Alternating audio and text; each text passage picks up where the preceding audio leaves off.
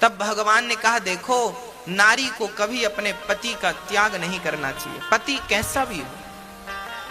पद्म पुराण की एक घटना भगवान ने सुनाई, एक घटना भगवान ने सुनाई। सुनो, एक स्त्री थी, उस स्त्री का विवाह हुआ, पति बहुत सुंदर था, विवाह हुआ। अभी वो हफ्ते भर अपने पति के संग रही कि पता लगा कि उसके पति को कोढ़ की बीमारी हो गई। कोढ़ जानते हैं, पूरा शरीर सफेद पड़ जाता है। दो प्रकार का कोढ़ होता है, एक कोढ़ वो जो शरीर को सफेद कर देता है, एक कोढ़ वो होता है जो पूरे शरीर में चमड़ी को गला गला करके गिराता है और मावाद बन जाती है, पूरे शरीर में दुर्गंध निकलती है पूरे शरीर से। एक पत्नी थी, शादी के अभी केवल 1 सप्ताह हुए थे, खबर लगी कि पति को कोढ़ की बीमारी है, पूरा शरीर अब कोढ़ की गिरफ्त में आने लगा है, पूरे शरीर से दुर्गंध निकलती है, मावाद बहने लगी, कोई देखे तो उसे घिन आती है, ऐसा शरीर उसके पति का हो गया। पर धन्य थी वो स्त्री कि अपने पति की ऐसे शरीर, ऐसी दुर्गति होने पर भी वो अपने पति से प्रेम करती और अपने पति की सेवा करके अपना पत्नी धर्म निभाती। वो स्त्री अपने पति की सेवा करती, कपड़े से शरीर को पोंछती और पति का बहुत ख्याल रखती। कोई और स्त्री होती शायद तो इस अवस्था में, शादी के अभी 1 सप्ताह हुए थे, इतने जल्दी कौन किसे स्वीकार करता है। पर उस नारी ने अपने अंदर के पतिव्रता को मरने नहीं दिया और उसने पति की सेवा की। बहुत लंबा समय बीत गया, शादी के 15 साल बीत गए। 15 वर्ष बाद उसका पति बाहर बैठा, ठंडियों का समय था, धूप में बैठा था। सोचो, वो नारी अपने मायके नहीं जाती इसलिए कि मैं चली जाऊंगी तो इनकी सेवा कौन करेगा। ना तो भाई सेवा करता है, ना परिवार में कोई आगे बढ़ता है, पत्नी करे तो करे, नहीं तो वो मर जाए। धन्य थी वो नारी जो पति की सेवा करती। एक दिन पति सर्दियों के दिन बाहर आंगन पर बैठा था, तभी उस नगर की एक सुंदर वैश्या वहां से गुजरती है। राजा के घर नाचने जाती थी वैश्या। जब वो राजा के घर नाचने जाती तो उसी रास्ते से गुजरी। आज कोढ़ जिनको था, उस कोढ़ी ने उस स्त्री को देखा, आहा कितनी सुंदर है ये, और उसकी सुंदरता पर लट्टू हो गया। उसका मन वैश्या के पीछे चला गया। शाम को बड़ा उदास था। पत्नी ने कहा, स्वामी जी क्या हुआ? तब कह दिया, क्या बताऊं, आज यहां से वो स्त्री गई, उसके संग मेरा मन चला गया। तुम बहुत बड़ी, देखो एक पति अपनी पत्नी से कह रहा, सुनना जरा, ये पद्म पुराण में लिखी घटना है, सच घटना है, कोई मुंह जवानी की नहीं। हाँ, उस पति ने कहा, उस कोढ़ी ने कहा अपनी पत्नी से, सुनो एक बार तुम चाहो तो वो वैश्या मुझसे मिल ले, बस एक बार उससे मिलने की इच्छा है। वो वैश्या है ना, वो मुझसे मिल सकती है, उसे हम जितना पैसे चाहिए पैसे दे देंगे। अब एक पति भला अपनी पत्नी से कह रहा है कि तुम हमें उस वैश्या से मिला दो, पर पत्नी तो पतिव्रता थी, भला पति की ये आज्ञा भी कैसे टालती? आज तक किसी आज्ञा का उल्लंघन किया नहीं था, ये आज्ञा कैसे टाल? ठीक है, मैं आपकी मुलाकात जरूर कराऊंगी, यदि आपकी इच्छा है तो ठीक है। वो पत्नी उस वैश्या के घर जाने लग गई। सवेरे 4 बजे जाती, उसके घर का झाड़ू करती, बर्तन करती, चौका करती, चली जाती। वैश्या ने देखा कि मेरे घर झाड़ू पोंछा कौन करता है। एक दिन उस वैश्या ने ताड़ लिया अर्थात देख लिया, छिप करके देखा कौन आता है मेरे घर काम करने। देखा तो ये पतिव्रता, अच्छा ये इतनी बड़ी पतिव्रता है, इसके चर्चे चारों तरफ फैले थे। लोग जानते थे कि फलाने की पत्नी बड़ी पतिव्रता है, पति को कोढ़ है, फिर भी वो सेवा करती है, घृणा नहीं करती, नफरत नहीं करती, उसे घिन नहीं आती।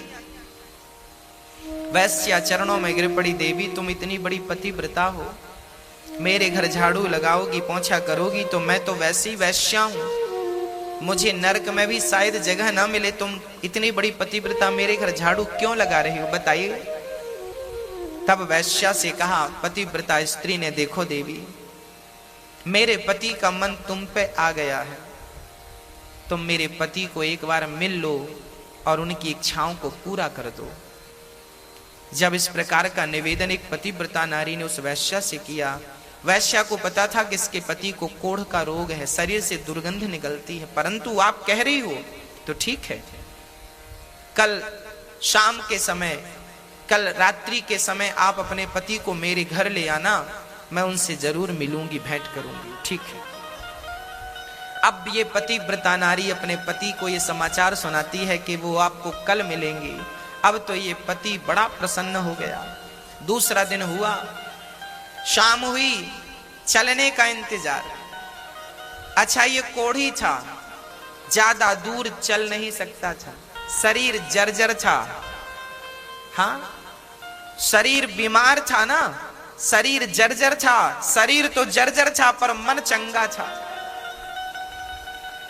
कुछ दूर चला, पत्नी ने हाथ पकड़ करके अपने पति को चलाया। इसके बाद थक गया, कहने लगा मैं चल नहीं सकता, पर मेरी इच्छा है उससे मिलने की। बैठ गया, रोने लगा। पत्नी ने कहा स्वामी जी रोइए मत, आप मेरे कंधे पर बैठकर चलिए। तब पत्नी ने अपने पति को अपने कंधे पर बिठाया। जरा दृश्य देखिएगा, ऐसा भारत और ऐसी पतिव्रताएं आगे मैं स्पष्टीकरण करूंगा।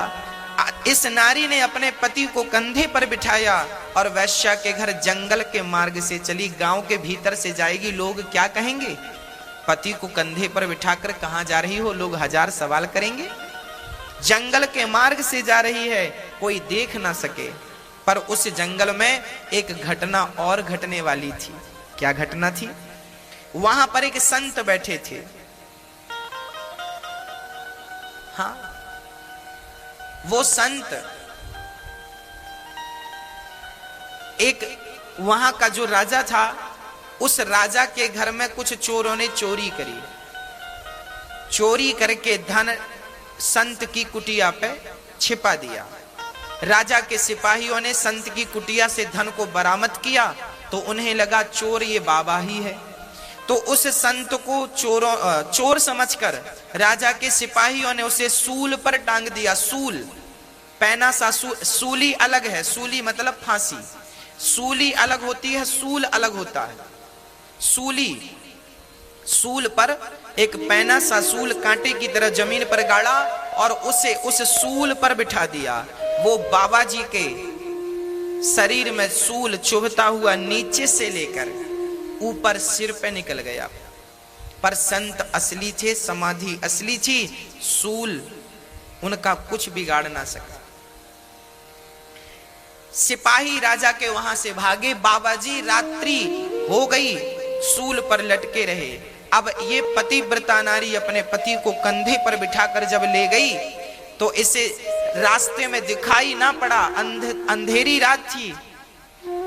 तो इस नारी के कंधे पर जो पति बैठे थे, पति का सिर बाबा जी के पांव से टकरा गया, क्योंकि बाबा जी सूल पर लटके थे, ऊपर थे, और इसका पति भी कंधे पर था। तो इनका सिर बाबा का पांव यूं टकरा गया, और जैसे ही टकराया बाबा की समाधि खुल गई। बाबा ने श्राप दे दिया, जिसने मेरी समाधि भंग की वो सूर्य उदय होते ही मर जाएगा। अब जैसे ये श्राप लगा तो कोढ़ी राम तो लगे रोने, मैं तो गया काम से। वो तो लगा रोने, वैश्या को भूला, सब कुछ भूला, लगा रोने, मैं तो गया काम से, मैं तो मर गया। पर वो पतिव्रता नारी, उसने कहा हे सूर्य भगवान, यदि मैं सच्ची पतिव्रता हूं और अपने पति के अतिरिक्त मैंने कभी किसी पराये पुरुष का स्वप्न में भी चिंतन ना किया हो, तो सूर्य भगवान जब तक मैं ना कहूं आप प्रकट ना होना, क्योंकि आप प्रकट होंगे तो मेरे पति मर जाएंगे। ये संत का श्राप है, तो सूर्य उदय ही नहीं होगा, कहानी खत्म। भक्तों 24 घंटे बीत गए, 48 घंटे बीत गए, हाहाकार मच गया, सूर्य का आता पता नहीं। हाहाकार ब्रह्मलोक में मच गया, सूर्य क्यों नहीं निकल रहे हैं? सूर्य बोले मैं नहीं जाऊंगा, नहीं भस्म हो जाऊंगा उस नारी के कारण।